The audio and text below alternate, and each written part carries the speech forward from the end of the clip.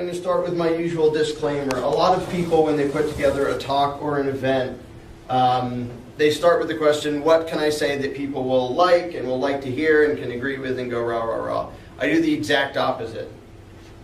I think, what can I say that will make people slightly uncomfortable and mess with their paradigms enough that they kind of feel a little bit like questioning everything.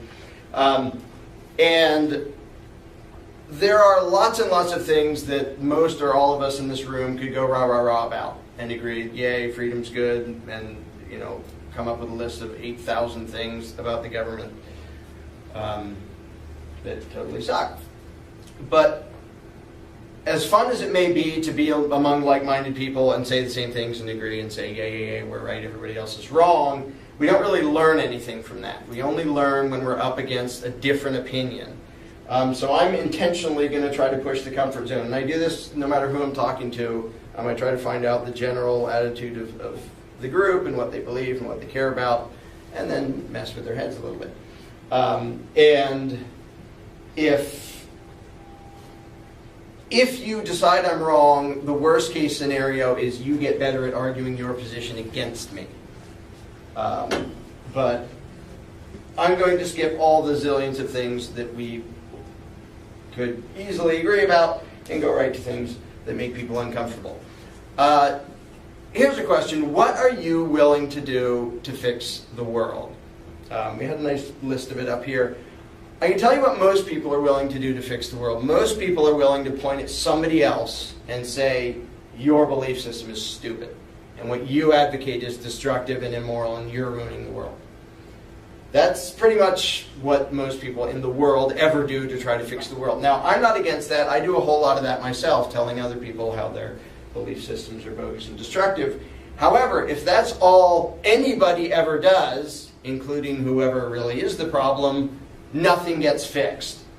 So it's very important, however right we know we are, to regularly take a time out and re-examine our own assumptions and our own paradigms and our own belief systems to make sure that we are not accidentally getting something wrong.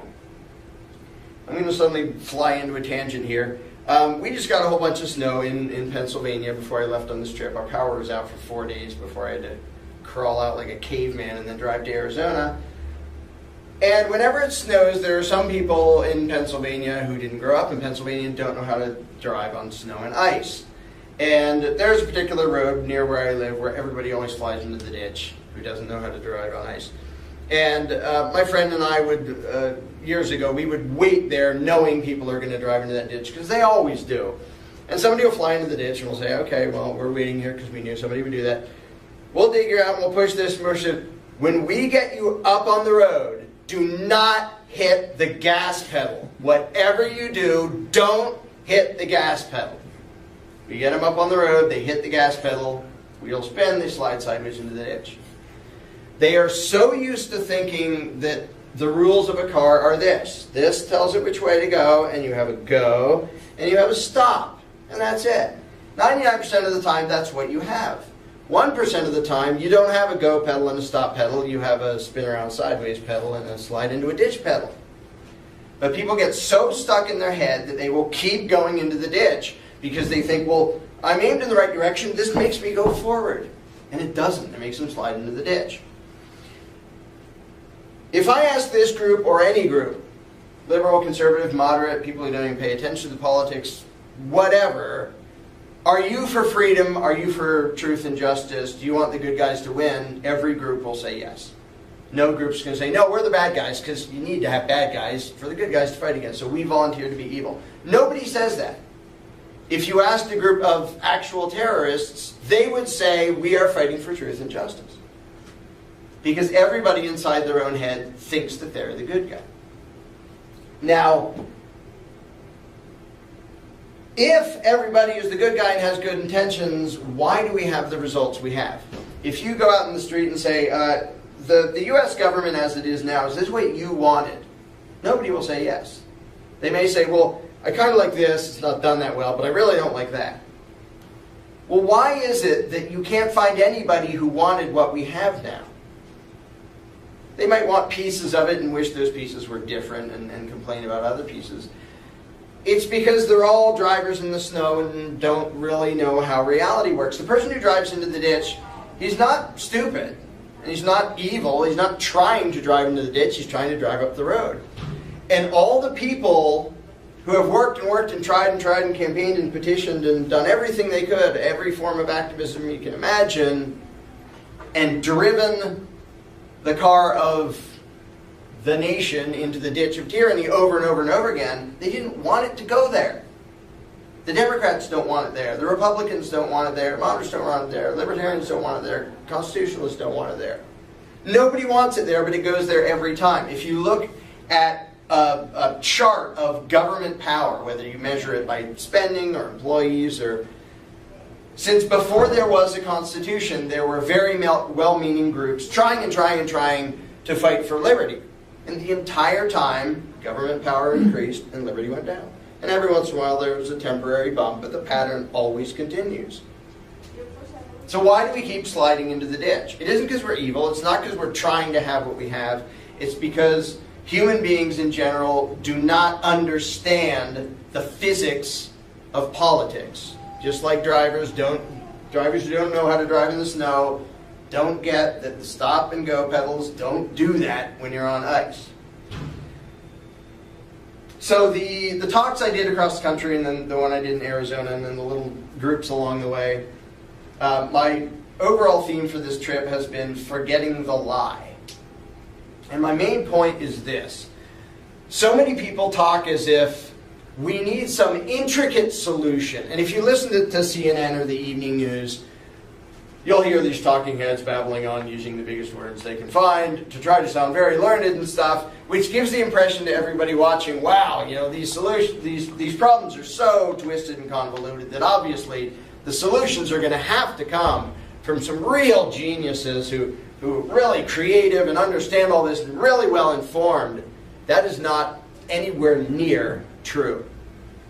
What it will take to fix society is not learning something new. I mean, I'm all for learning new stuff. But the majority of problems facing humanity can be solved by learning nothing new. Having the human race have no more morality than it has now, no more education than it has now, no more intelligence than it has now, but by forgetting one lie. And one of the best illustrations I have of that is I did a few events called Escaping the Myth. And it went through a whole bunch of things, and I would have different people from different backgrounds and different belief systems. Howdy.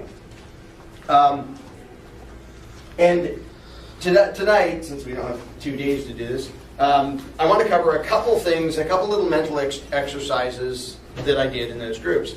One was, and I'll have you imagine it, though we don't have time to do the full version. Imagine that the people in this room were on a plane and it crashed into a big island. We're all there is. Now there are mountains and there are trees and there's freshwater streams, so we don't all die of thirst in the first 2 days. But we're it. We are the entire world. We have to figure out how to live and what to do and how to get along. And so the first few questions are, well, who thinks it would be a good idea for everyone to scatter, every man for himself?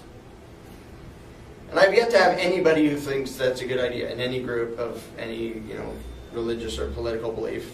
They understand that no, people are a social creature and we work better when we organize and cooperate. Now there may be some people who are good enough at something that they don't need somebody's help for. But in general, we don't all just scatter for the hills. So, people don't want that. Number 2. And for this, I have to make up another person on the island because I've never had anyone in the audience dumb enough to advocate this themselves. So I'm going to make up this fictional guy who says, well, here we are in this tough situation. I propose that we start by putting me in charge. I get to tell you all what to do, and I get to hurt anybody who disobeys me. Hey, Larkin Rose here, and I want you to tell me what is so bad about Nazis. It's not actually a rhetorical question. I actually want real answers to this. What is so bad about Nazis? Now, most people, ignorant of history and philosophy, the best they could come up with is, well, they killed a bunch of people.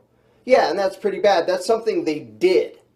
But when the National Socialist Party was running for office in Germany and getting elected, their platform was not put us into power and we'll kill a bunch of people. Nobody ever has that platform because nobody would ever win. Now, I could also have titled this video, What's So Bad About Communists? Or Communism, either way, because it's actually the same answer for the same reason. The reason I ask the question is most people, they have these terms in their heads like Nazi or communist, and they have sort of this vague idea that there's something bad, but they don't know what. And if you ask them, well, what was actually the fundamental flaw, the fundamental problem with Nazism, they have no idea. In fact, if you ask them, can you even describe or define the philosophy, they have no clue. Well, it was some bad German people. Well, it had nothing to do with them being German. It wasn't because they used a swastika. You're bad if you use a swastika. There was something fundamentally evil about the philosophy behind it, which is why it led to that. And it's the same fundamentally evil problem behind communism and socialism, where when that becomes gets implemented into politics and gets hold of government, lots of people die. Again, when Mao wanted power, when Stalin wanted power, Lenin, go down the list, none of them said, if you put me into power, I'm going to kill a whole bunch of people. They did. That was the end result. But all of them, when they were vying for power, they said, I'm going to fight for truth and justice. I'm going to defend our country from its enemies. I'm going to make us strong and independent and fight for good and righteousness and yada, yada, yada. And then a bunch of people died. And a bunch of people were oppressed. And there were wars and all sorts of fun stuff. But if people just think, well, if you use the name Nazi, then you're bad. Or if you use the name communist, and they don't understand why it led to what it led to, then all the tyrants have to do is pick a different name. Stick a different name on the same thing, repackage it with a different label, and people will go rah, rah, rah again. Because if you look at the film clips of the cheering, adoring, thrilled crowds cheering for Mao Zedong or Joseph Stalin or Adolf Hitler, they were thrilled to death. They thought, finally, we're going to have the country we should have, rah, rah, rah. And then millions of people died. It wasn't that the people said, all right, all you evil people put me into power. It was that they tricked good people into putting them into power. So I really want people to tell me what is so bad about Nazism or what is so bad about communism. Now the funny thing is, people often categorize those as far right and far left when they're the same thing. First of all, Nazi is short for the National Socialist Party. And if you ask me, the difference between socialism and communism is the order of words used to define it. It's the same fundamental idea. I will tell you what's so wrong about Nazism. I will tell you what's so wrong about communism, and see if you can recognize that most Americans still believe in the fundamental flaw and still cheer for the exact same bad idea that Hitler proposed, that Mao proposed, that Stalin proposed. The evil underlying Nazism is collectivism. It is the idea that the rights of the individual can and should be sacrificed in the name of the common good, or the country, or the nation, or the people, or whatever bogus term you want to use to justify the oppression of an individual in the name of a greater good.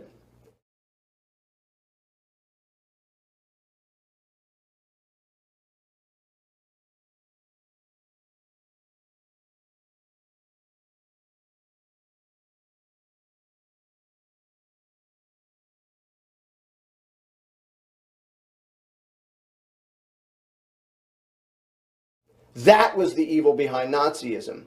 And if you accept that premise, most of Nazism makes perfect sense. If you accept that one human being's suffering is okay, is allowable, if the greater number of people get a reward and do better, then you should be waving a swastika or waving the hammer and sickle and going rah, rah, rah, hooray for oppression. Because that is the fundamental principle behind all authoritarian collectivism. It doesn't matter what name you stick on it. The idea that the greater good makes the individual's rights not matter is the entire problem. And if you accept that idea, it makes perfect sense to slaughter the weak. Hey, we have 100 people, 5 of them are kind of weak and sickly, and it takes lots of money to take care of them. Now, you can either be an individualist anarchist who says those sick people own themselves, You don't get to kill them because they're inconvenient, or you could take the authoritarian collectivist view that, well, the greater good will be served by killing them. Or a more common familiar thing that Democrats in this country love to cheer for is, that guy has so much money. If only we took all his money and gave it to us, that would serve the greater good. And more of us would have money. Yeah, he would suffer, that one guy, but who cares about him? He has a bunch of money. It's okay to sacrifice his rights in the name of the common good and the common people and the downtrodden and the yada, yada, yada, yada. It's the Obama pitch, it's the Clinton pitch, it's the general political leftist pitch. It's also the pitch of Stalin and Lenin and Mao and Hitler. They all said there are these few rich, evil, nasty people that we should victimize for the rest of us, to make our country strong and to defend us against these evil, nasty people. Oh, incidentally, most of those tyrants, absolutely including Hitler, could point out genuine evils that they said they were going to fight against. The banking institutions, which are still doing evil crap in this country today, were doing evil crap to Germany. And the Treaty of Versailles was a huge injustice. They had very real injustices to complain about. Same with Mao, same with Stalin. But their solution was collectivism. Let's get an authoritarian state that will decide which individuals get to keep stuff, which individuals get to have rights, and what is for the common good, which they always call it the People's Republic of this and that. And the other thing to talk as if we're just representing you, and in the name of the people as a whole, we have to have the right to tax individuals and control individuals and limit your choices and do surveillance and all sorts of bogus stuff. That is what always leads to tyranny. And the reason it works is because it's a great way to trick good people into supporting evil. Because if you came right out and said, hi, I want to do a bunch of evil stuff, please put me in office, nobody would vote for you.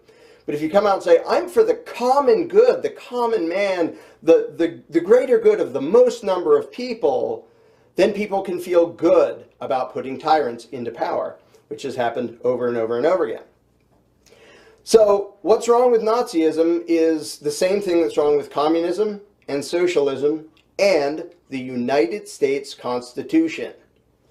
They all pretend that political power, the violence of the state, is justified if it serves the general welfare, the common good, the people as a whole. Now, the degree of violence against the individual described in the Constitution is a lot smaller than most of those other tyrannies did right off the bat. We get to steal everything and then divvy out food and money in a nice, fair, noble way. So the Constitution was a limited form of collectivism. But getting back to the Nazis, I want to know how many people want to stand up and say this. There actually are some people, which is pretty sad. But aside from complete buffoon idiots, how many people want to stand up and say, well, okay, Nazism led to a whole bunch of nasty things, but it wasn't because the idea was bad. It just somehow went awry. People didn't do it right. But yeah, we should certainly try it again. I mean, you don't just throw out the idea just because it slaughtered a few million people the first time. Come on, we can try, we can improve on it, but you don't throw out the baby with the bathwater. Let's try Nazism again. Not very many people will say that. A hell of a lot of people will point to the U.S. Constitution and say, well, yeah, the first time around, it did create the most powerful authoritarian empire the world has ever known, with the biggest war machine in history, the biggest extortion racket in the world ever. But let's try it again. No, let's not. Because in the Constitution was still the seed of authoritarian collectivism. That's why it led here. No, it's not what the founders said was going to happen. It's not what they predicted. It's not the sales pitch they gave when they were trying to push the Constitution through. Just like what happened in Nazi Germany is not what Hitler said, here's what I'm going to do. What happened in Red China was not what Mao said, here's what I'm going to do.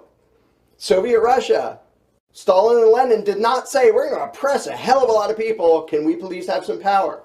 They all said this is for the common good, this is to help the good people, to defend against our enemies, to make the country strong.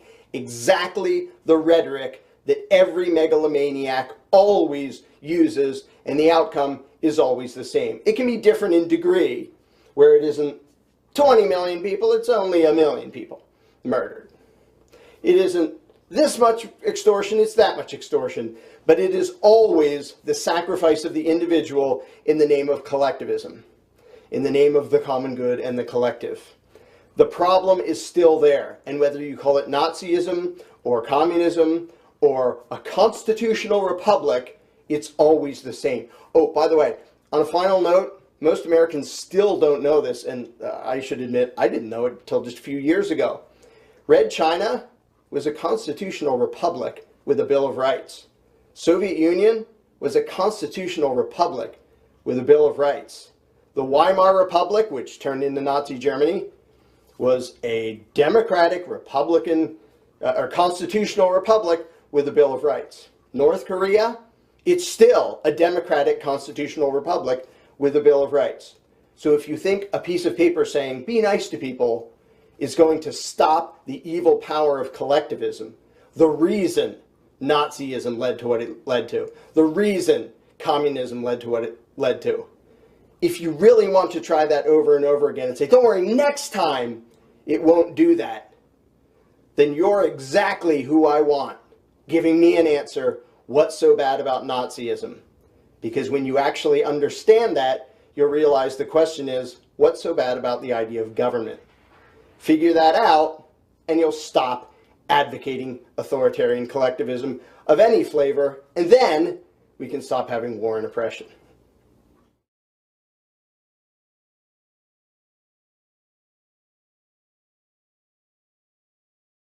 Hey, this is Larkin Rose. I was going to title this video, Why There Is Hope. And it actually does end with some very positive, hopeful stuff. But first I have to offend and insult a lot of people. And to make it worse, the people I will be offending and insulting are very good people with very good intentions who are working very hard at what they believe in. So I'm sure this is going to win me tons of friends. And there's somebody out there, and it's your fault I'm doing this video today, and you know who you are. To get right to the point, most activism is completely worthless. In fact, it's worse than completely worthless. It accomplishes more harm than good. Now again, I want to distinguish between good intentions and good results, because there are lots and lots of things that fall within the realm of activism. And I'm not saying all activism, but most of it actually does less than no good. And while I'm at it, I'll say I speak from experience. Many years ago, when I still believed in statism, I was politically active, and I campaigned, and I played those games, and I wrote to my congressman and did all that stuff. I'm kind of embarrassed to admit it now, but yeah, I did that too. And at the time, I really and truly believed that I was fighting the right fight. I was fighting against the beast. It only occurred to me many years later that actually I was feeding the beast lots and lots of fuel. So I don't make this video to be nasty at people. I do it because I don't want people's good intentions to be wasted on something that does less than no good. And I kind of wish back then somebody had straightened me out. Don't know whether I would have listened, but I wish somebody would have tried to straighten me out and say, yeah, all that voting and petitioning and all that fun stuff doesn't actually accomplish anything. And if you look throughout history at the people who have protested and had demonstrations and voted and ran for office and did petitions for this or that legislation or against this or that legislation, and if you look what they've accomplished, it's almost nothing. And very rarely there are actually exceptions, but for the most part, it's nothing. The people in power kept doing what they were doing, and the people protesting and petitioning and whining about it spent just huge amounts of time and effort and money and accomplished pretty much nothing. And let me just throw this in. I seriously want to ask activists, people who consider themselves activists, do you think there's the slightest prayer in the world of you actually winning the game that you're playing? Because if you look at standard basic activism, I mean, take the example of protesting wars. People go out, you know, hundreds, thousands, maybe millions go out and protest in the streets. We don't like this war. We think it's horrible and nasty. How long have people been doing that? How long have people been protesting that? Pretty much forever. And is there still perpetual warmongering going on? Yeah. Are innocent people still dying? Yeah. Are innocent civilians on the other side of the world being killed by U.S. troops? Yeah. Is it going to keep happening if people protest? Yep. So how many activists actually think that, well, if we have one more protest, suddenly the people in power are going to go, oh, you're right, sorry about that, we're bringing all the troops home. If you don't really think first of all, if you do think you're going to win, if you think you're one protest away from making the control freaks wise up and be good and noble people, you're not. And if you don't think that, if you think it's going to continue the way it's gone for the last forever, which is you complain and completely righteously, you make these heartfelt objections, and it just keeps right on going. The war machine keeps grinding along, keeps grinding up innocent lives. If you don't think you're going to win, why do you keep doing it? Now, speaking for myself, back when I was politically active, I didn't think there was another choice. That was the only fight I could fathom, is try to get somebody different in office or call your congressman and protest. That's all I knew that there was. And that is key. Because if the people in power can convince you that your only recourse, the only civilized approach for you to take, is begging and petitioning and whining, you're doomed. If that's all that's inside your narrow view of what you can accomplish in the world, you don't accomplish anything. The slave masters are thrilled to death. You throw away all your time, all your effort, all your money into something that will accomplish exactly nothing. And I'm not saying this to make people feel bad. Again, I want people's good intentions to accomplish something. And most activism does not accomplish anything. Well, it doesn't accomplish anything positive. It actually accomplishes things in the other direction. Like I said, back when I did it, I didn't realize I was actually feeding the beast that I was trying to defeat. See, the problem with most activists is that they don't actually know what the problem is. The problem is they don't know what the problem is. As Thoreau put it, there are 1,000 people hacking at the branches of evil to one striking at its root. And that's totally true, and you can see it throughout the world and throughout history. We see symptoms of the problem all over the place, and there's more examples of that than anyone could possibly count. Whether it's a war, or like what they're doing to Bradley Manning, what they're doing to Snowden, the war on drugs, the warrantless searches, all the symptoms of the problem, and there's an endless list of symptoms of the problem that are totally worth getting angry about and saying, this is horrible, we have to do something about this. Trouble is, most activists don't actually recognize the cause. They see the symptoms and say, look at this horrible symptom. And if you don't know the cause, you don't know how to stop the symptom. I mean, if we had a big protest and rah, they let Bradley Manning go, do you think, first of all, do you think that's going to happen? Second of all, if it did, do you think government from now on would say, yeah, when people point out that we're evil, murderous psychos, let's just let it slide? That's not going to happen. No amount of protests and votes and petitions are going to make that happen. And I hope even the activists are honest enough to admit that that is not ever going to happen. So, if you're treating the symptom because you don't know what the cause is, that doesn't do any good. And if you're actually reinforcing the cause, that's worse than no good. And I'm here to say most political activists are reinforcing the problem while they holler and scream at the symptoms. And they'll go out there and say, well, we need to raise awareness. Okay, is anybody not aware that government does evil stuff? Pretty sure everybody kind of gets that. Getting the details out there and getting information out there, I like that. That's good. That's worthwhile. So good. Now we have a lot of people that knows that the government's evil and vicious and violent and murderous. And it still is. Like, you raise awareness, and then what?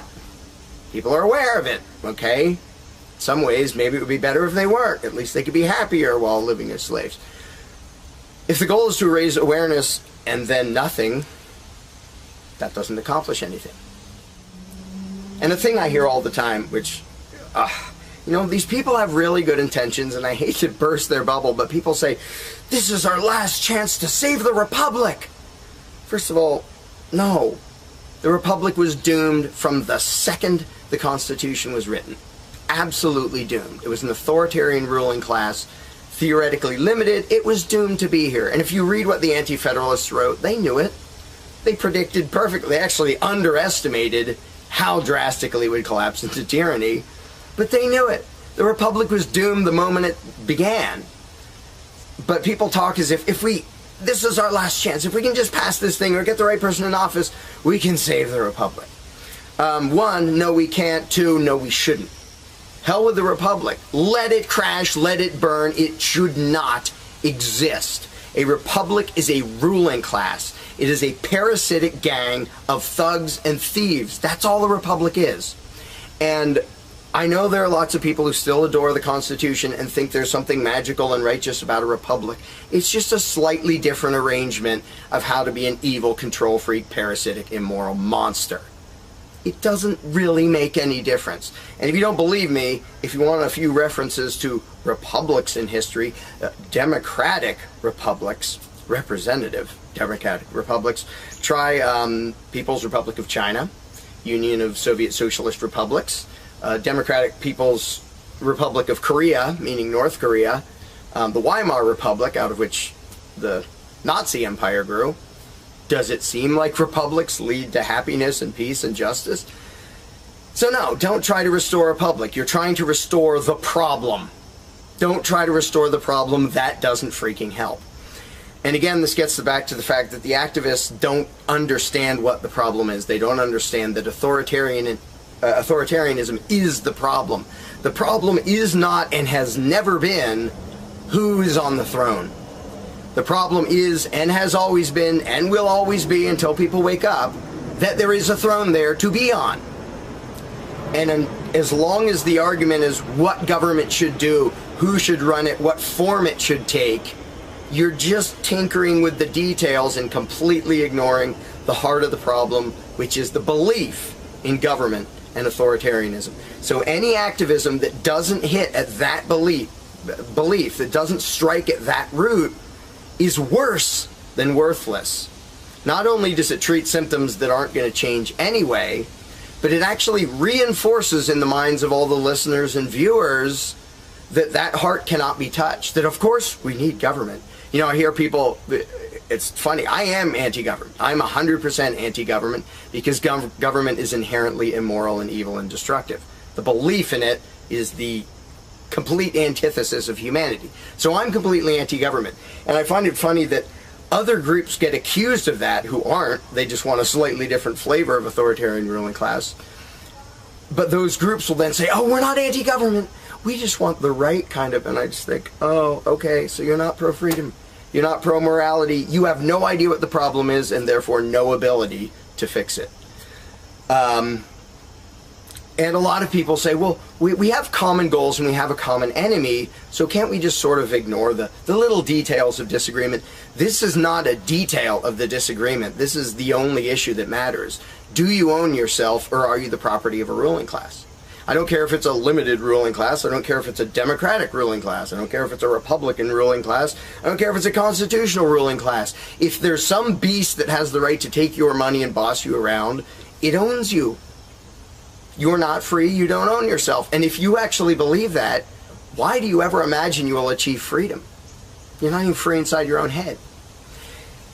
And so when people say, well, these little differences, this is not a little difference. Either you think there can be someone with the right to rule you, or you understand that there can be no such thing.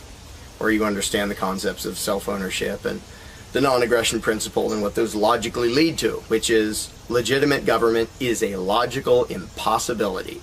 It cannot exist.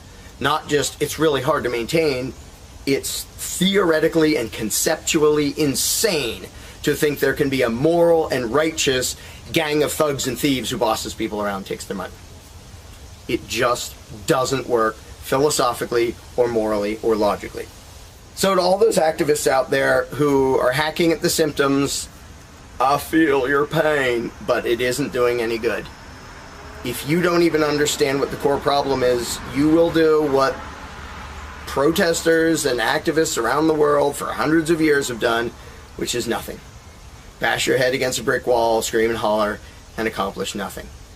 Howdy, Larkin Rose here. I'm feeling slightly less than entirely patient and polite today, so if this video gets slightly caustic, too bad.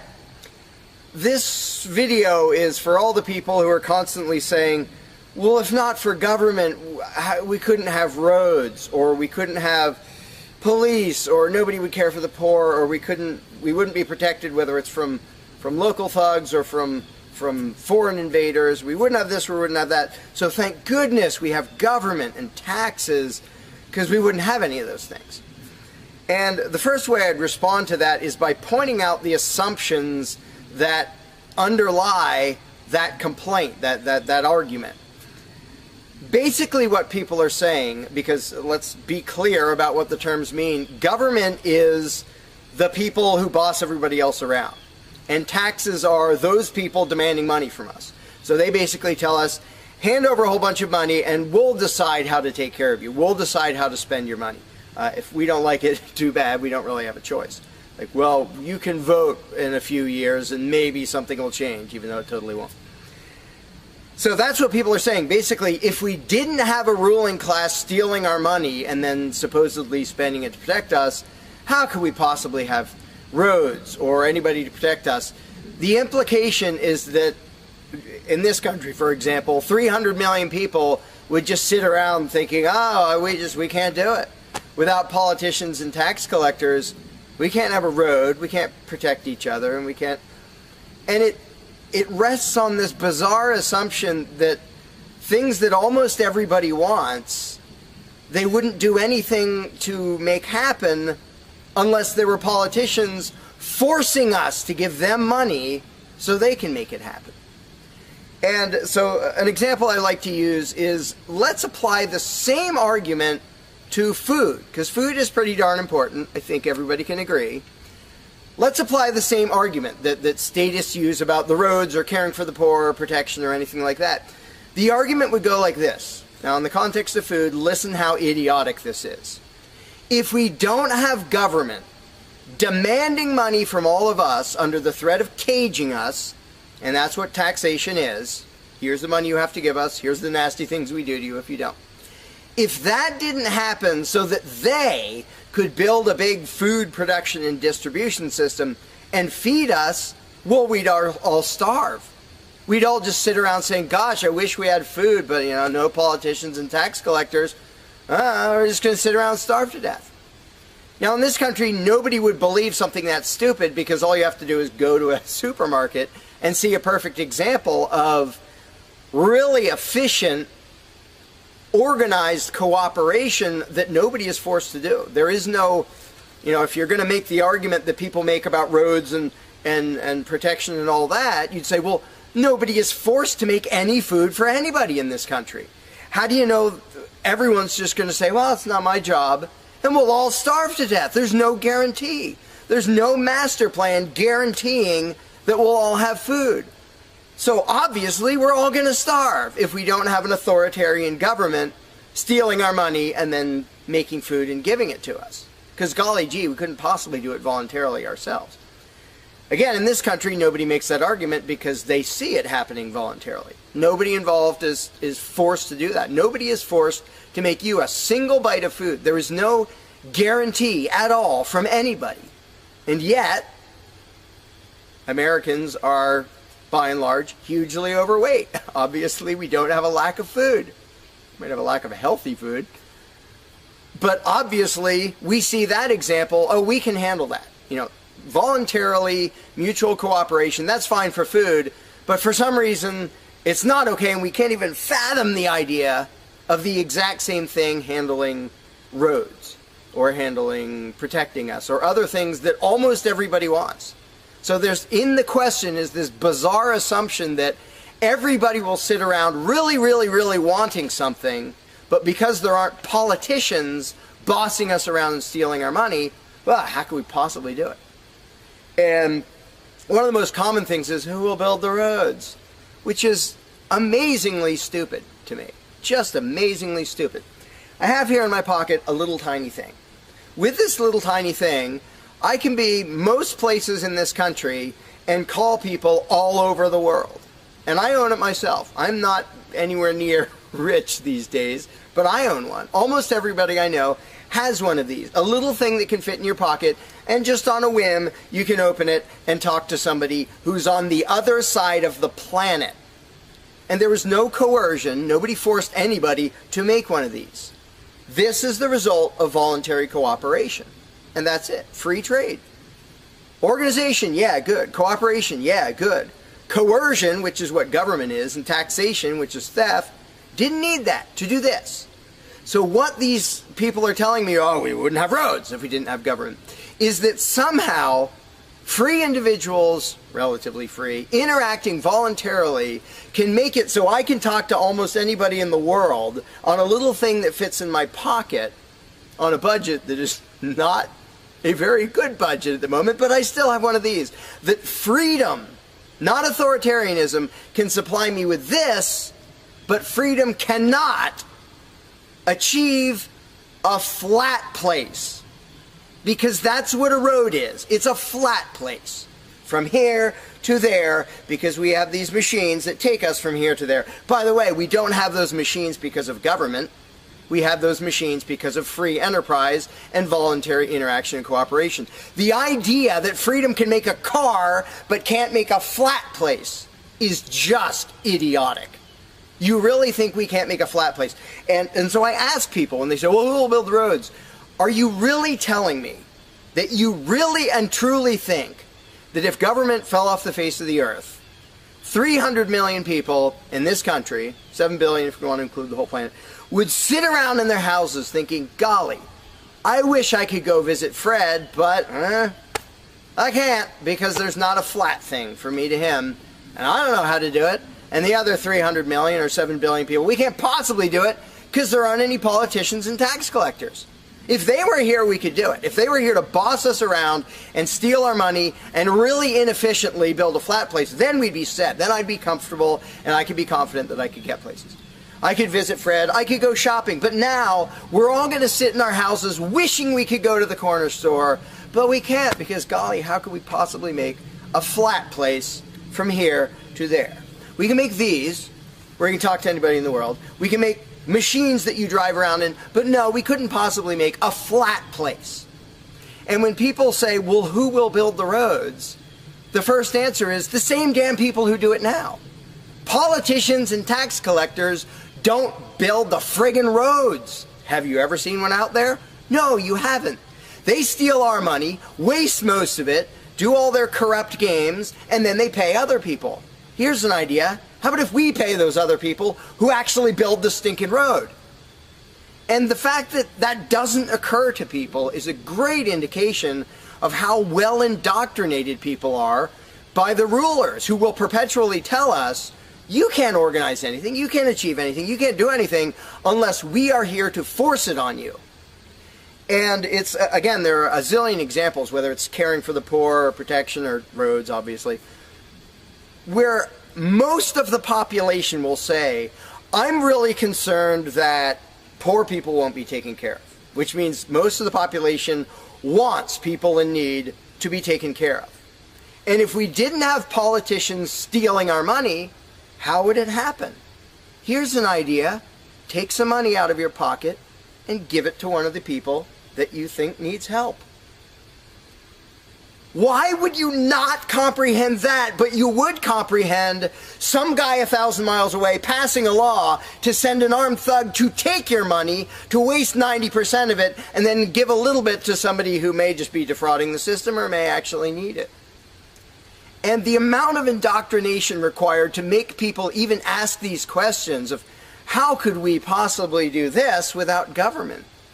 What do you think government adds to the equation? It doesn't add any resources. It doesn't create anything. Everything it gives away, it steals from us first, by way of taxation. It doesn't add any skills. It doesn't add any knowledge. The people who are here would still be here if the institution of government fell over. We have all the know-how, we have all the resources, all the technology.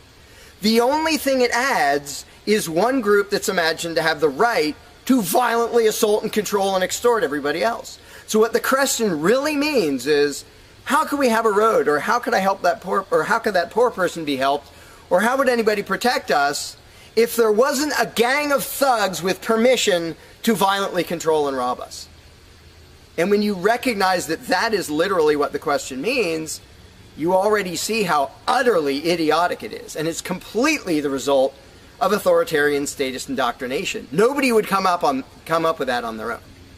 And you obviously don't see that with the example of food or cars or cell phones or anything else. Nobody says, we won't be able to talk to each other, unless there's a gang of thugs that's allowed to boss us around and steal our money. And just economically, how stupid you have to be to think that's a good idea. Here are your choices. Let's do this. I'll give you these two choices for how you will be fed from now on. Either you can go spend your own money wherever you want. You can go to the supermarket or the local this or the local grocery, whatever you want. You can go decide what you want, and they'll tell you the price. You decide what you're going to buy and how much. And you can go to different places and you can shop around and you can do all that. That's option number one. But let me warn you, option number one does not give any guarantee that you will be fed.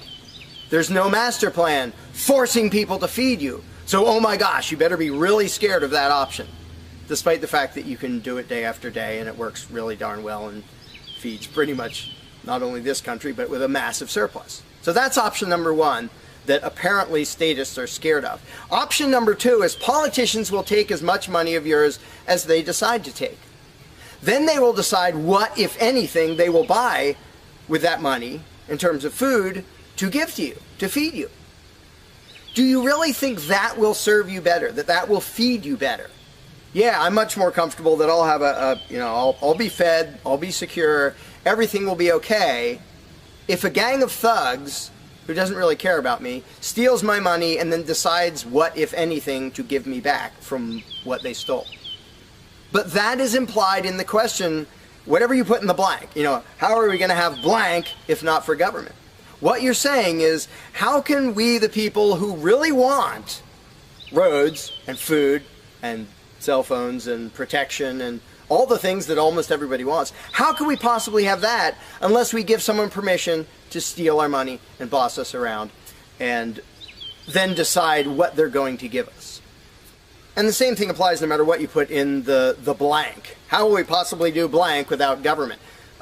One of the silly ones is caring for the poor. How will we care for the poor?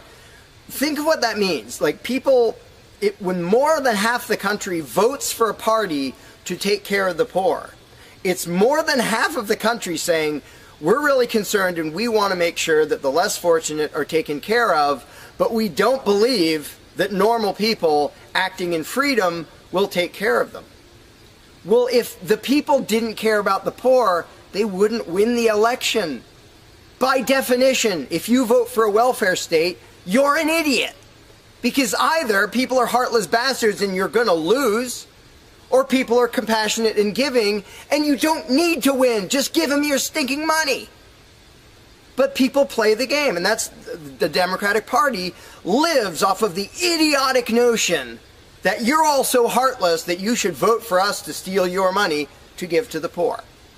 And half the country falls for it. Yeah, we're all so heartless that we voted you into office for the specific purpose of taking our money to help the less fortunate. That's just freaking brilliant. How about if half the country just gave their stinking money to the less fortunate? And then the less fortunate would all be rich, because it would be 1 trillion times more efficient than the government version of welfare ever is. Also, it would be actual charity instead of mass theft and corruption and fraud and all that fun stuff. But what takes the cake, the ultimately insane thing, whatever you put in that gap, how can we have blank without a parasitic ruling class and a bunch of hired thieves? It's just a stupid question, but it's extra super stupid when what's in the blank is, how will we be protected? Who will protect us from thieves and robbers if we don't have government? It's the most idiotic question. It's also the most frequent question from statists. So here's what the question literally means. If we don't give a certain gang of people permission to violently control us and take our money under threat of putting us in a cage, who will protect us from people who might commit aggression against us and take our money? Wanting government for that is exactly as brilliant as saying, we have to have a carjacker in our town, otherwise somebody might steal our cars. Government is an appointed thief. If you don't think taxation is theft, first of all, you're a really well-trained slave. Second of all, try not paying. See what happens. See if they say, oh, it's quite all right. Or if they say, no, you're going to pay, or we're going to take your stuff, or eventually we'll put you in a cage. And when people say, that's not theft, because we get something back. learn to think. And I use this example all the time, and all I ever get is stupid looks from statists in response. If I robbed you at gunpoint of $100, and the next day I gave you a sandwich, and you said, what? I said, hey, now everything's fine, because you benefited. I gave you a service. I gave you lunch, so that retroactively makes it okay that I robbed you at gunpoint. Would you buy that argument? No, you'd say, that doesn't make it okay. I don't care you gave me a sandwich. And yet every statist makes the exact same argument when it comes to government. Well, we get some stuff for it after they demand our money under threat of violence and putting us in a cage. Then we get services or goods. And we don't get what we asked for, and we get lots of things we didn't ask for. But we kind of get something, and that retroactively makes it okay for them to say, give us this much of every paycheck you make, or we're sending men with guns to take your property. And the slaves justify their own enslavement. I'm proud to pay my taxes. I'm proud to get robbed by a parasitic ruling class and get a little bit back and feel good about it. Like, not only is that legitimate and justified, but I feel proud that I let myself get robbed by a bunch of crooks and parasites. But again, the ultimate thing is protection. When people say, who will protect us from aggressors and thugs and thieves if we don't have a government? Even though what government is, by its very nature, is a gang of aggressors and thugs and thieves. They issue commands. Every law they pass is a command backed by a threat of violence. You have to do this. You're not allowed to do that. Here are the nasty things we will do to you if you get caught disobeying. I mean, everybody knows that, even though they don't usually say it in terms that blunt and honest and accurate. But to say we need taxes to be protected is as stupid as you can get. It's saying we need theft to avoid theft. And the fact that people are trained to use different words so that this theft sounds okay. It's legalized, it's taxation, and we voted for the people who robbed us. Like, we got to elect our local carjacker, and that means he represents us when he demands our car and points a gun in our face. He's serving us as he steals our car, because he's going to use that car and sell it and make money to make sure nobody else steals our car. That is the essence of government. And the fact that you have hundreds of millions of victims of that scam vehemently defending it and saying, I'm not going to give that up. I don't want to give up government. Who would protect us? I don't want to give up the biggest aggressor on the planet, the biggest thief on the planet. Look at your tax bill and see how much private crooks steal from you. So before you ask that question, before you ask, how could we possibly have roads or protection or water or air or Christmas or Santa Claus or any of the zillion things that statists imagine we can't possibly have without a ruling class, think about what the question actually means. Because when you get to the point where you understand the implications of your own question, asking, how can we possibly have this without a parasitic gang of thugs robbing us? When you actually understand what you're really asking, you won't ask the question because you will realize it's completely freaking idiotic.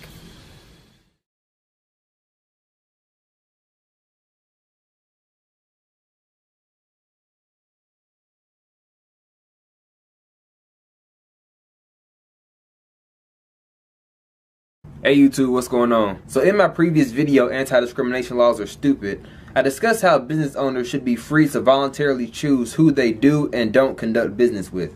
I'll link to the video in the description box. Surprisingly, I got a rather supporting response on the subject, but one common question did keep arising in the comment section. What about unregulated monopolies taking advantage of minority demographics? This is a pretty valid question, and also one that many people assume a libertarian society wouldn't have an answer for. But there is an answer. Monopolies can't discriminate. I know what you're thinking. But T, the whole point of monopolies is to take over the market and screw over the people. The first point is true. The primary goal of monopolies is to take over and dominate a specific market. But the second point about monopoly screwing people over, that only happens when government gets involved. Overall, there are only two ways a monopoly can be formed. One is that they please the market so much and they provide such a good quality product or service that there's no demand for any competition. The other is to threaten competitors with force and artificially eliminate any competition from the market, which nobody can legally do except for government. Now, I know there are many other hypotheses as to how monopolies can be created, but for the sake of simplicity in this video, I'm going to stick to these two most realistic and probable causes. So, in order for a monopoly to form without use of force, they would have to supply an extremely exceptional product or service and maintain an nearly impossible rate of customer satisfaction, leaving virtually no room for discrimination. Still not seeing it? Here's a scenario for you.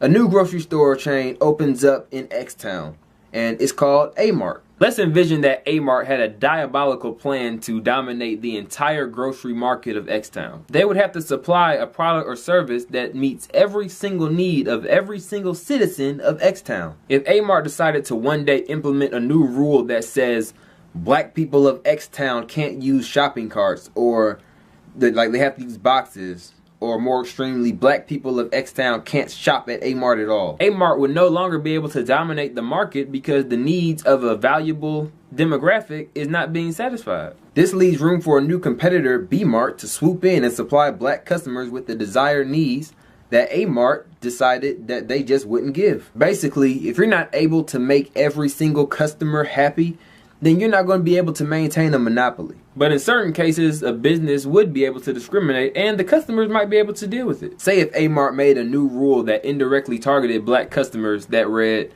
no one can shop at A-Mart stores while sagging their pants. If the customers were willing to conform to that rule, there'd be no opportunity for a competitor to come in and disrupt A-Mart's monopoly, because the customers are still satisfied with A-Mart. We don't need anti-discrimination laws saying stuff like A-Mart can't tell people how to dress. If customers value their wardrobe freedom more than the services that Kmart provides, then they can voluntarily choose to shop elsewhere. Just because the customer wants a company to do something doesn't mean that the company has to. That's called economic freedom. Now let's examine another way a monopoly can be formed. Government. Government has been known to kill competition in several industries. Examples include states like Virginia, who banned travel innovations like Uber and Lyft in order to maintain taxi monopolies, and San Francisco, who banned the app Airbnb in order to ensure hotel rackets. No-bid contracts that plague the oil, medical, and green energy sector, among many others. Restrictions on online gambling to make sure that casinos don't have to face any market competition. And of course, monopolized currencies controlled by central banks who regulate and kill monetary innovations like Bitcoin. Granted, the US government hasn't banned Bitcoin yet, but we have seen examples such as the Chinese government taking action against cryptocurrencies. These are just a few examples among many others where government injects itself into the free market and creates crony capitalist monopoly strongholds. And unlike free market monopolies, government monopolies don't have to ensure that the quality of their product or service is better than their competitors. All they have to do is write a law, and domestic terrorists, aka police, will muscle out the competition for them with the threat of violence or extortion. Generally, we consider these types of actions criminal. I mean, if Walmart, for example, decided to force Amazon Fresh or other e-grocery alternatives out of business in order to maintain their market share, then they'd be vilified and prosecuted, and rightfully so. But when government does it, people often seem to let these actions slide.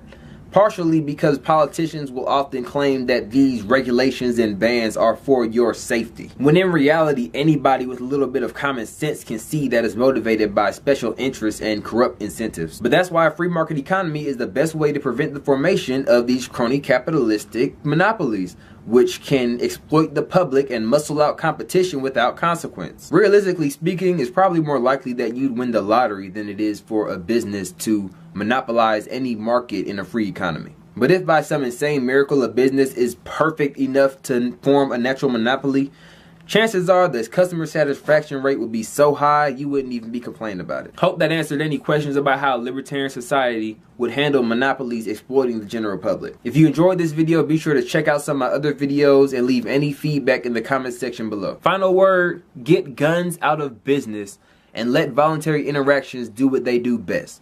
Raise the quality of life for all individuals. Thanks for watching.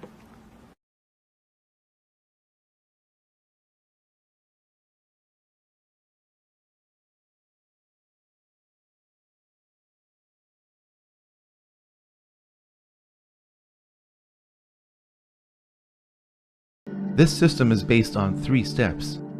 In step 1, a rogue government will create the problem that harms or even kills its own citizens. This deception is known as a false flag attack. In step 2, a rogue government will control the reaction to the problem which it created by typically blaming it on an enemy or some aspect of its own society over which it seeks more control. This is why the term false flag attack is so named. In step 3, a rogue government will offer the solution to the problem which it created. This solution is typically a war or a system of regulations. The solution would usually not be accepted by the public had the rogue government not created the crisis and controlled the reaction to it in the first place. A government which seeks increasing control can keep pushing society to accept its agenda by following a series of problems, reactions, and solutions which it planned all along. The significance of the Hegelian dialectic is not how evil it is, but rather how often governments choose to follow it. There has not been a major war in the 20th and 21st centuries that does not follow the Hegelian dialectic.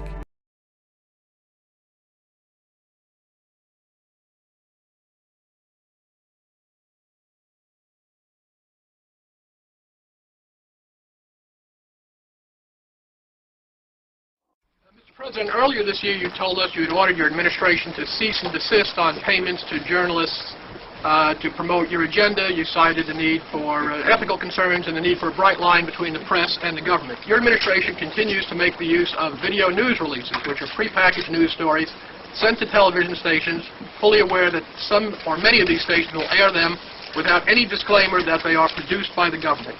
Comptroller General of the United States this week said that raises ethical questions. Does it raise ethical questions about the use of government money to produce stories about the government that wind up being aired with no disclosure that they were produced by the government?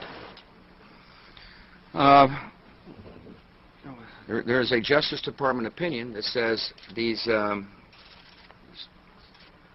pieces are within the law so long as they're based upon facts, not advocacy. And I expect our agencies to adhere to that ruling, to that Justice Department opinion. This has been a long-standing practice of the federal government to use these types of videos. Agricultural Department, as I understand, has been using these videos for a long period of time. The Defense Department, other departments have been doing so. It's important that they be based upon the guidelines set out by the Justice Department. Now, I think it'd be helpful if local stations then disclose to their viewers if that's, that this was based upon a factual report and they chose to use it. But evidently in some cases that's not the case. So anyway. To guarantee that's happening by including that language in the prepackaged report. Yeah, I don't, look, oh, you mean a disclosure on George W. Bush and I? Well, some way to make sure it couldn't air without the disclosure that you believe is so vital. Ken, I mean, there's a procedure that we're going to follow, and the local stations ought to, if there's a deep concern about that, ought to tell their viewers what they're watching.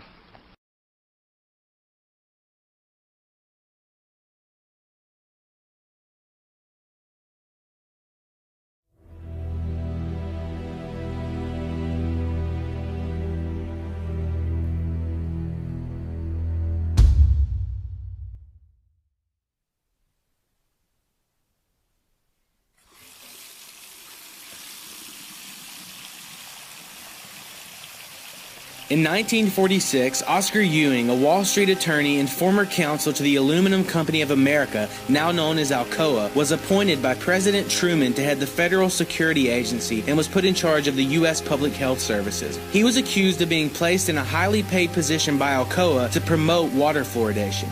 Ewing's committee did no research or investigation into the poisonous effects of water fluoridation. They accepted falsified data published by the U.S. Public Health Service on order from Oscar Ewing, who was rewarded with $750,000 by fluoride waste producer Alcoa. Now, over 60 years later, 2/3 of all municipal water and most bottled water in the United States contains this poisonous waste product. The main compound most commonly used for water fluoridation in the United States is hydrofluorosilicic acid. This chemical compound compound is an industrial waste product that comes from the phosphate fertilizer industry. In the past, when these fluoride gases were released from the production of commercial fertilizer, they scorched the vegetation, destroyed crops, and crippled cattle on nearby farms. Today, the fluoride gases are now captured by pollution control devices called wet scrubbers, which are used to keep less of the fluoride from escaping into the atmosphere. However, after the fluoride acid is captured in the scrubbers, it is then barreled and sold unrefined to communities all across America to be added to their water supply as the primary chemical for water fluoridation. What this means is hundreds of millions of people consume a chemical that is a classified hazardous waste every single day. On November 24, 2011, there was a chemical spill at a water company in Rock Island, Illinois. Hazmat crews were called in to try and stop the chemical spill coming from a tanker truck. Before the workers were able to stop the spill, the chemical had begun eating through the concrete. The chemical? Hydrofluorosilicic acid, the very same chemical that is added to the drinking water of 42 out of 50 major cities, not only has melted through concrete, but has been known to dissolve rubber tires, eat through metal and plastic pipes, and corrode stainless steel.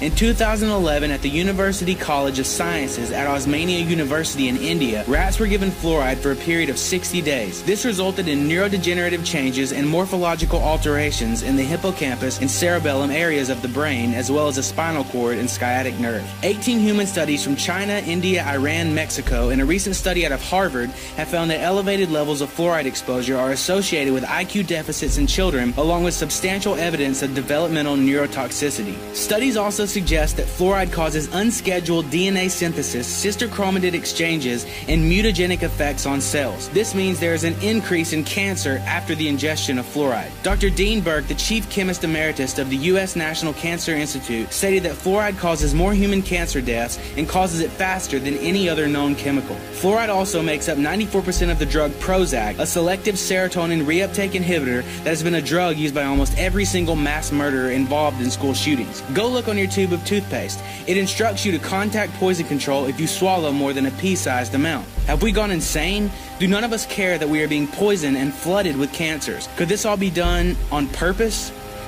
According to Charles Elliott Perkins, a prominent U.S. industrial chemist who was sent by the U.S. government to help reconstruct plants in Germany at the end of World War II, wrote a letter to the Lee Foundation for Nutritional Research. This letter stated that he had learned the Nazi regime had used sodium fluoride as a means of mass control, that the real reason behind water fluoridation was not to benefit teeth, but was used to reduce the resistance of the people to domination, control, and loss of liberty. He stated that repeated doses of infinitesimal amounts of fluoride will in time gradually reduce the individual's power to resist domination by slowly poisoning and narcotizing a certain area of the brain tissue. Perkins, a scientist who spent 20 years studying the chemistry, biochemistry, physiology, and pathology of fluoride, ended by saying this: any person who drinks artificially fluoridated water for a period of 1 year or more will never again be the same person, mentally or physically. If you leave here with nothing else, please stop drinking the water.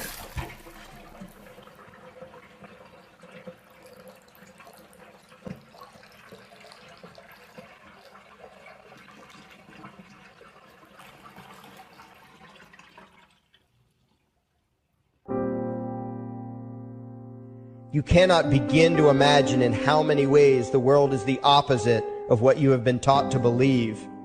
You see the guy who sells drugs to willing customers so he can feed his family as the scum of the earth, while you see the hypocrite who gives away stolen money in the name of government as a saint. You see the guy who tries to avoid being robbed by the federal thugs as a crook and a tax cheat, but see as virtuous the politician who gives away the same stolen loot to people to whom it does not belong. You see the cop as a good guy when he drags a man away from his friends and family and throws him in prison for 10 years for smoking a leaf. And you see anyone who defends himself from such barbaric fascism as the lowest form of life, a cop killer. In reality, most drug dealers are more virtuous than any government social worker, and prostitutes have far less to be ashamed of than political whores, because they trade only with what is rightfully theirs, and only with those who want to trade with them. The upstanding, church-going, law-abiding, tax-paying citizen who votes Democrat or Republican is far more despicable and a bigger threat to humanity than the most promiscuous, lazy, drug-snorting hippie. Why?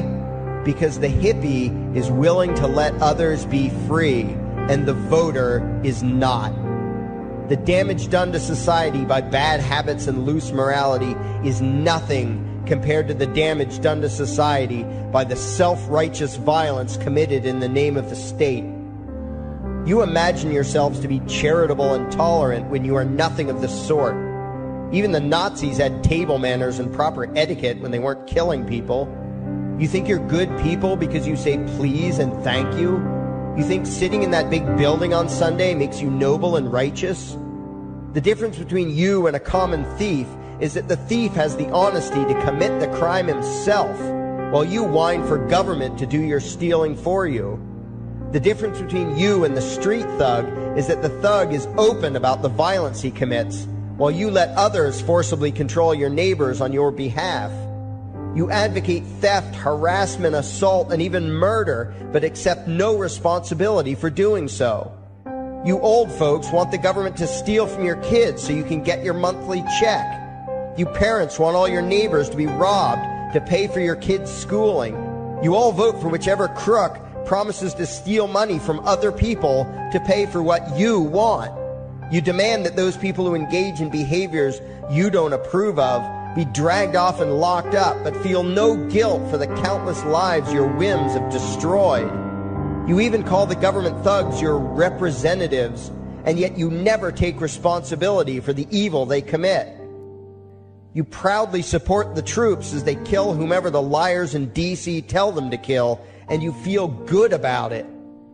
You call yourselves Christians or Jews or claim to follow some other religion, but the truth is what you call your religion is empty window dressing. What you truly worship, the God you really bow to, what you really believe in is the state. Thou shalt not steal, thou shalt not murder, unless you can do it by way of government. Then it's just fine, isn't it? If you call it taxation and war, it stops being a sin, right? After all, it was only your God that said you shouldn't steal and murder, but the state said it was okay. It's pretty obvious which one outranks the other in your minds. Despite all the churches, synagogues, and mosques we see around us, this nation has one God and only one God, and that God is called government. Jesus taught nonviolence and told you to love your neighbor, but the state encourages you to vote for people who will use the violence of government to butt into every aspect of everyone else's life. Which do you believe? To those about to stone a woman who had committed adultery, Jesus said, "Let him who is without sin cast the first stone." But the state says it's perfectly fine to lock someone up if they do something you find distasteful, such as prostitution. Which do you believe? The Christian God says, "Thou shalt not covet," but coveting is the lifeblood of the beast that is the state. You are taught to resent, despise, and hate anyone who has anything you don't have. You clamor for the state to tear other people down, steal their property, and give it to you. And you call that fairness. The Bible calls it coveting and stealing. You are not Christians. You are not Jews. You are not Muslims. And you certainly aren't atheists. You all have the same God, and its name is government. You're all members of the most evil, insane, destructive cult in history. If there ever was a devil, the state is it. And you worship it with all your heart and soul. You pray to it to solve every problem, to satisfy all your needs, to smite your enemies, and to shower its blessings upon you. You worship what Nietzsche called the coldest of all cold monsters, and you hate those of us who don't. To you, the greatest sin is disobeying your God, breaking the law, you call it, as if anyone could possibly have any moral obligation to obey the arbitrary commands and demands of the corrupt, lying, delusional megalomaniacs who infest this despicable town. Even your ministers, priests, and rabbis, more often than not, are traitors to their own religions, teaching that the commands of human authority should supersede adherence to the laws of the gods they say they believe in. Several years ago, I heard one pompous evangelical jackass in particular pontificating on the radio that anyone who disobeys the civil authority, be it a king or any other government, is engaging in rebellion against God, Those were the exact words he used. What if the government is doing something wrong? Well, this salesman for Satan opined, that is the business of those in government, and you are still obligated to obey. Everywhere you turn, be it the state or the church, the media or the schools, you are taught one thing above all else, the virtue of subjugating yourselves to mortals who claim to have the right to rule you. It is sickening the reverence with which you speak of the liars and thieves whose feet are so firmly planted on your necks. You call the congressmen and the judges honorable, and you swoon at the magnificence of the grandiose halls they inhabit, the temples they built to celebrate the domination of mankind. You feel pride at being able to say you once shook a senator's hand or saw the president in person. Ah, yes, the grand deity himself, His Royal Highness, the President of the United States of America. You speak the title as if you're referring to God Almighty.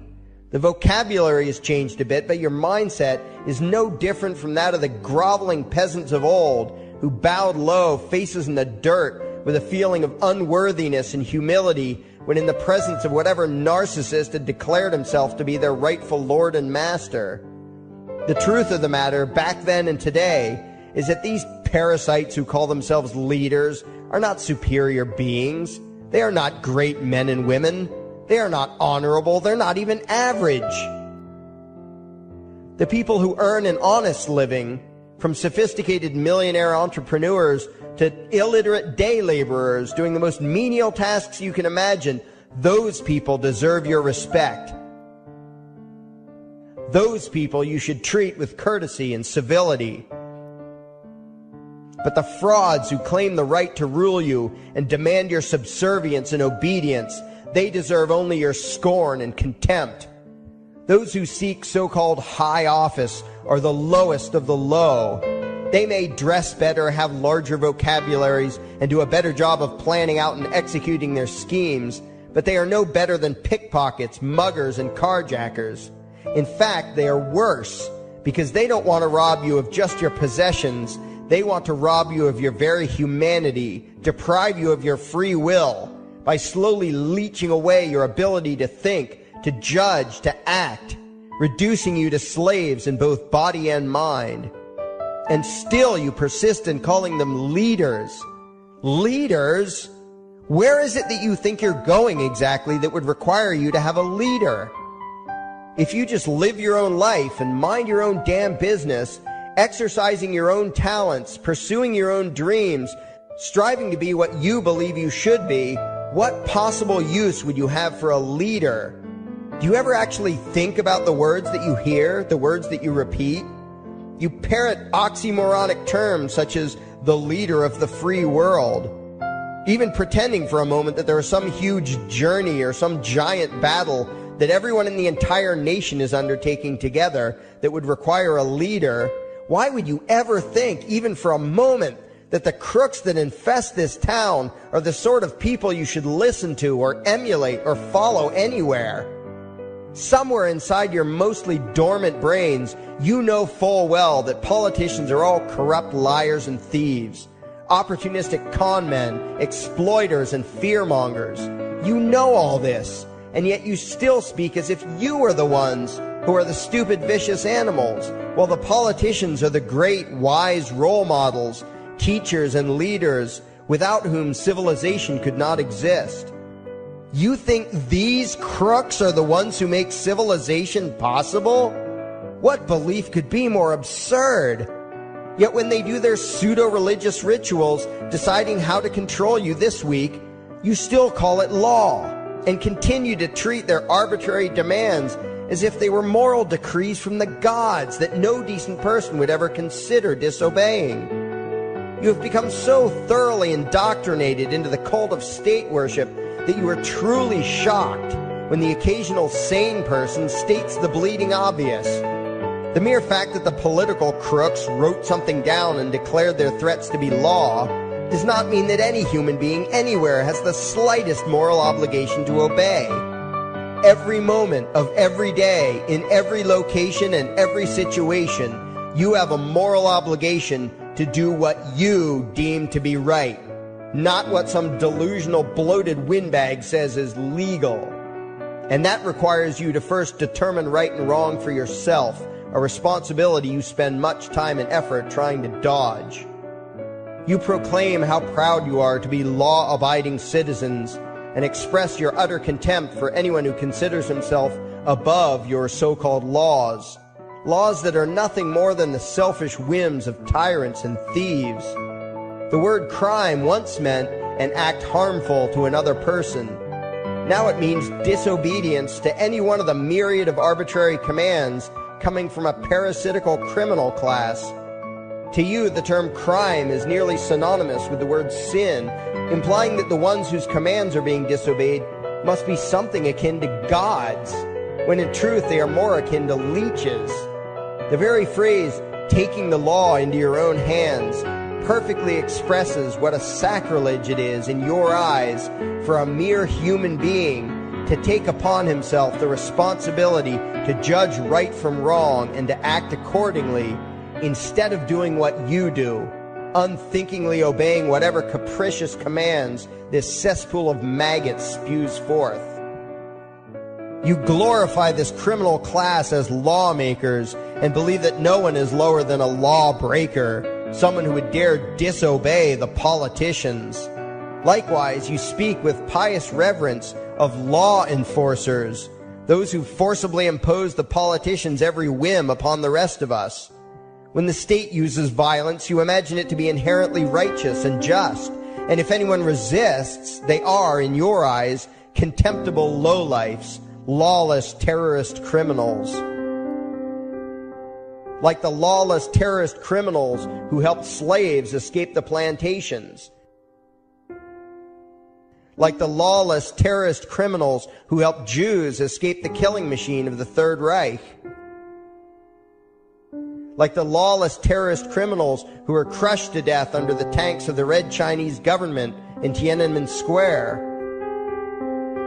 Like all the lawless terrorist criminals in history who had the courage to disobey the never-ending stream of tyrants and oppressors who have called their violence authority and law. And that includes the lawless terrorist criminals who founded this country. Everything you think you know is upside down, backwards, and inside out. But what has to take the cake, the height of your insanity, is the fact that you view as violent terrorists the only people on the planet who oppose the initiation of violence against their fellow men. Anarchists, voluntarists, and libertarians. We use violence only to defend ourselves against someone who initiates violence against us. We use it for nothing else. Meanwhile, your belief system is completely schizophrenic and self-contradictory.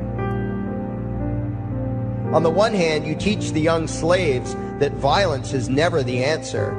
Yet out of the other side of your mouths, you advocate that everyone and everything, everywhere and at all times be controlled, monitored, taxed, and regulated through the force of government. In short, you are teaching your children that the masters may use violence whenever they please, but the slave should never resist. You indoctrinate your children into a life of unthinking, helpless subservience. You are putting the chains around their little necks and fastening the locks tight. And worst of all, you feel good about it. Out of one side of your mouths, you condemn the evils of fascism and socialism and lament the injustices of the regimes of Hitler, Stalin, and Mao. While out of the other side of your mouths, you preach exactly what they did.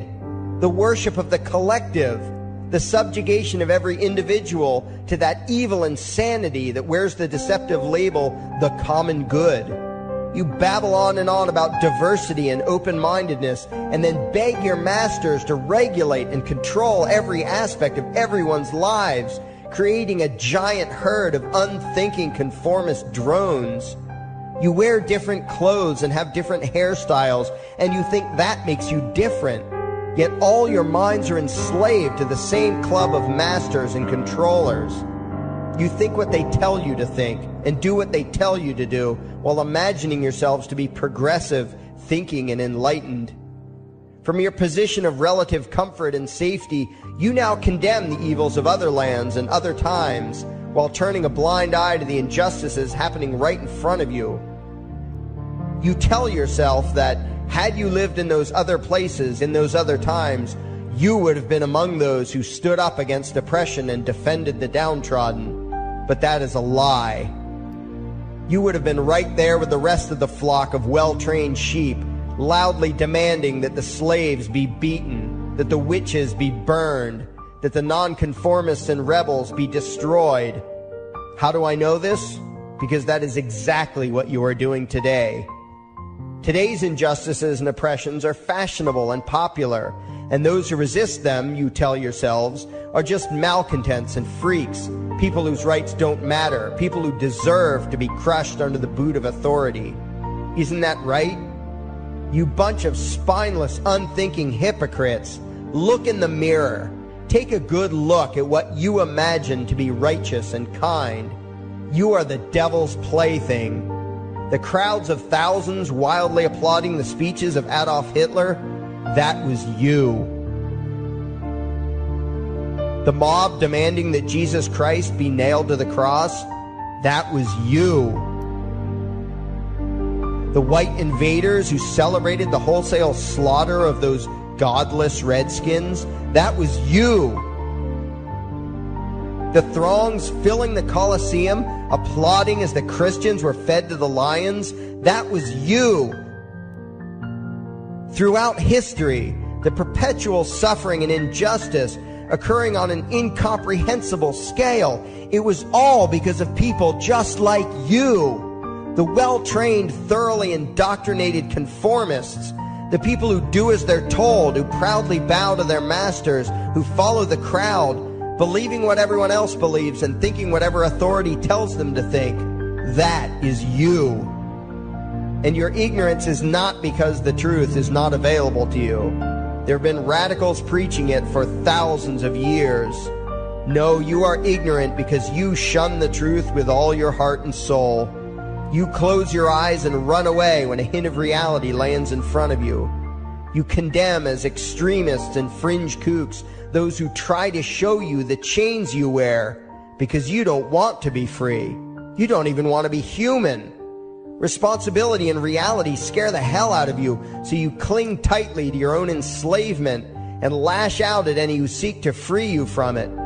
When someone opens the door to your cage, you cower back in the corner and yell, "Close it, close it." Well, some of us are finished with trying to save you. We've wasted enough effort trying to convince you that you should be free. All you ever do is spout back what your masters have taught you, that being free only leads to chaos and destruction, while being obedient and subservient leads to peace and prosperity. There are none so blind as those who will not see. And you nation of sheep, would rather die than see the truth.